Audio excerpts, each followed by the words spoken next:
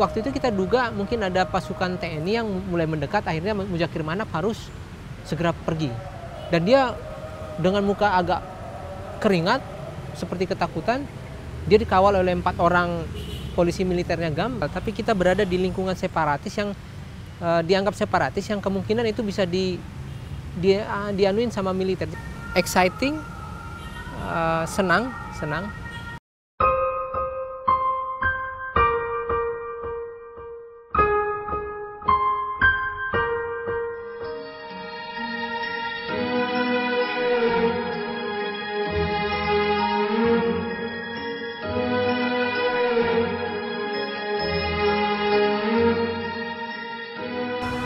Pertemuan dengan Muzakir Manap waktu itu cukup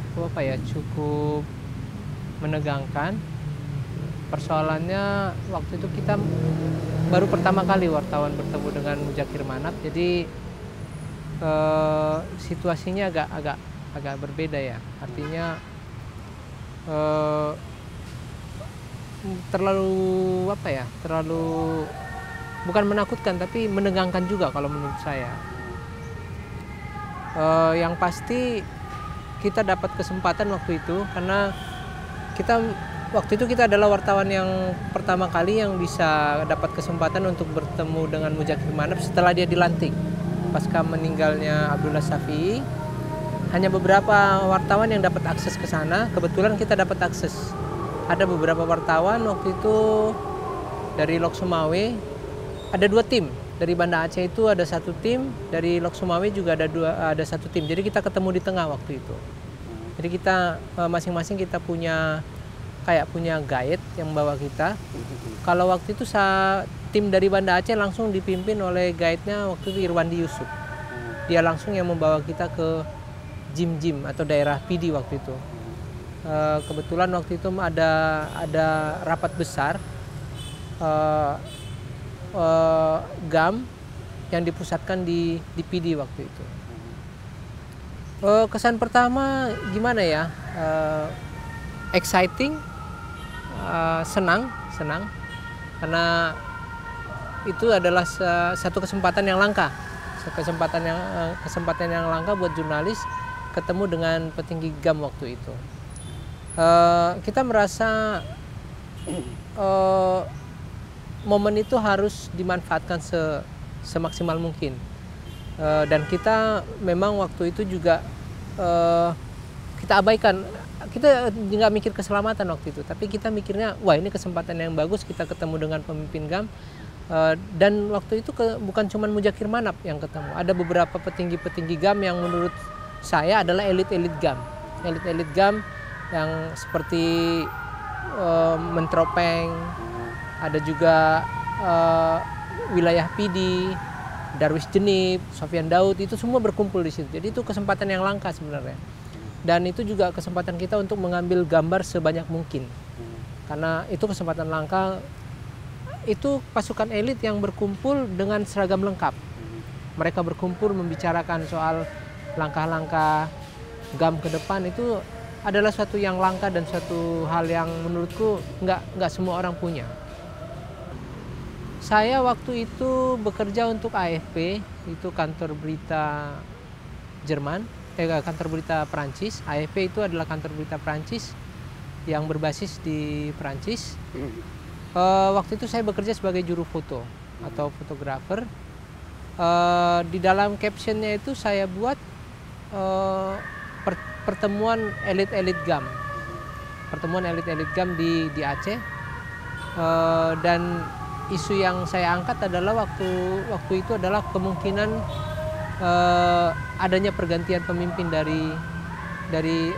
adanya proses pergantian pemimpin di GAM, dan adanya kayaknya ada kayak bukan rekonsiliasi tapi kayak semacam pertemuan khusus untuk membahas langkah-langkah strategi GAM ke depan. Itu yang saya dapat, yang saya masukkan sebagai isu yang saya angkat waktu itu. Kalau saya sebenarnya dibilang suatu kebanggaan ya, kalau fotografer itu kan istilah ada semacam nggak salah fotografer, tapi jurnalis itu ada yang sifatnya eksklusif. Satu hal yang eksklusif itu tentu membuat kita sangat senang, kebanggaan juga. Tapi intinya yang saya inginkan waktu itu adalah mempererat tali silaturahmi atau mempererat kontak terhadap di lingkungan GAM. Artinya ketika kita sudah bisa berjumpa dengan pemimpin GAM, pemimpin utama GAM, artinya kita sudah dipercaya, kita sudah dapat akses ke mereka.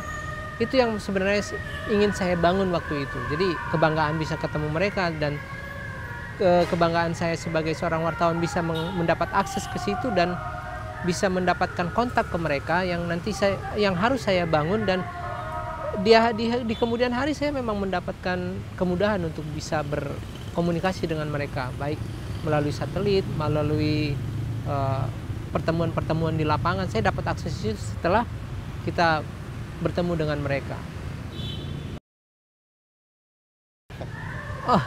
Kalau saya sih sebenarnya tidak berpikir soal makanan atau itu dalam situasi yang menurut saya situasinya yang unpredictable, sesuatu yang nggak bisa diduga. Kita tinggal di daerah, bukan tinggal, tapi kita berada di lingkungan separatis yang dianggap separatis, yang kemungkinan itu bisa dianuin sama militer. Jadi semua fasilitas yang saya dapatkan waktu itu menurut saya itu sudah sangat luar biasa.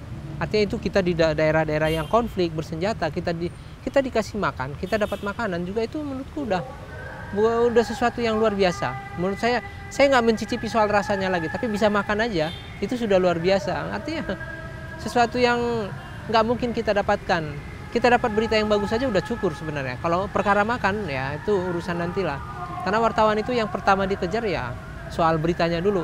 Makanya kadang-kadang banyak wartawan yang sakit karena dia nggak mikir soal dirinya juga. Kadang dia lupa karena dia terlalu asik dengan pekerjaannya, akhirnya ya lupa. Banyak yang wartawan yang sakit, persoalannya ada sakit mah, itu penyakit yang sering diderita oleh wartawan. Jadi menurutku makanan yang disiapkan oleh tim atau oleh pihak GAM waktu pertemuan itu sudah luar biasa. Ada. Kita setelah beberapa saat setelah itu kita ada pertemuan lagi di beberapa tempat. Tapi ini mungkin beberapa kali. Tapi kita lebih sering menggunakan komunikasi lewat telepon karena situasinya waktu itu sulit. Tapi seingatku setelah pertemuan itu kondisi sudah mulai makin eskalasi, konflik sudah semakin meningkat. Yang saya tahu Muzakir Manap kalau nggak salah dia harus berangkat ke Malaysia, jadi dia ngontrolnya dari Malaysia. Yang saya tahu, tapi nggak terlalu mereka yang tahu lah. Kalau yang saya tahu dia udah pindah ke Malaysia waktu itu. Bertemu dengan itu. Yang saya ingat adalah Ibrahim Ahmad, ada Zainal dari Tempo waktu itu, ada Nani Afrida, ada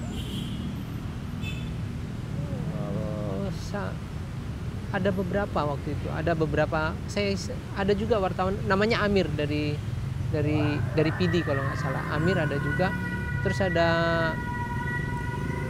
siapa lagi ya, ada beberapa kalau nggak salah, saya agak lupa ingat. Kalau saya sih yang menurut saya yang eksklusif itu ya bisa masuk bersama elit-elit GAM, itu luar biasa. Tapi di samping itu ada juga kejadian lucu sih menurut saya. Artinya ketika kita mau masuk dan bertemu dengan komandan GAM itu, waktu itu kita sebenarnya nggak dikasih tahu dari awal. Kita dikasih tahu ada pertemuan orang PD, ada orang GAM PD, itu yang dikasih tahu ke kita, dan kita sebenarnya nggak kepikiran mau ketemu dengan Muzakir Manap. Tapi ada isu-isu waktu itu bakal ada Muzakir Manap. Jadi tapi ya kita gambling, dan ketika kita sampai ternyata ada Muzakir Manap.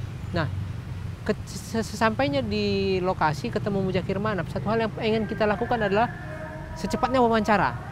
Jangan sampai dia pergi atau nanti ada apa-apa kontak, kita nggak dapat apa-apa, kita udah sampai di situ. Nah, dia datang, tiba-tiba waktu itu kita lihat tiba-tiba beberapa pasukan itu heboh dan Muzakir Manap keluar. Waktu itu kita duga mungkin ada pasukan TNI yang mulai mendekat, akhirnya Muzakir Manap harus segera pergi. Dan dia dengan muka agak keringat, seperti ketakutan, dia dikawal oleh 4 orang polisi militernya GAM, mereka pergi. Kita wartawan itu panik, waduh ini gimana. Tapi ketika kita udah sibuk tanya dengan yang lain, ada salah seorang dia bilang begini, hai, be gabuta nyo panglima tonga jaukrung. Itu yang dia bilang, jaukrung. Jadi saya tanya, jaukrung itu ngapain? Buang air besar. Oh ya, akhirnya kita tenang. Jadi yang saya bayangkan, oh ini bintang 4 ternyata jaukrung juga di sini. Jadi persoalannya ya bukan masalah bintang atau apa, tapi ini persoalan kemanusiaan, persoalan manusia yang memang hasrat seperti itu ada. Jadi mau pangkat tinggi, dan itu sesuatu yang menurut saya membuat semua cair ya. Artinya itu lucu sebenarnya, tapi karena situasi tegang kita nggak terlalu tanggap sebenarnya. Setelah pulang dari situ kita coba ingat-ingat lagi, ternyata itu kejadiannya lucu sebenarnya. Tapi ya karena kita dalam keadaan ketakutan, takut nanti ada serangan dari TNI, ya jadi nggak lucu sebenarnya. Jadi satu hal yang menurut saya, satu hal yang saya ingat, ini nih satu poin yang saya ingat dari pertemuan saya dengan Muzakir Manap adalah ketika dia ingin buang air besar ke sungai. Yang lain menurut saya ini menjadi sebuah sejarah kalau menurut saya. Buat saya pribadi ini adalah sejarah yang nggak akan terulang lagi lah. Nggak akan terulang lagi. Jadi saya sebagai wartawan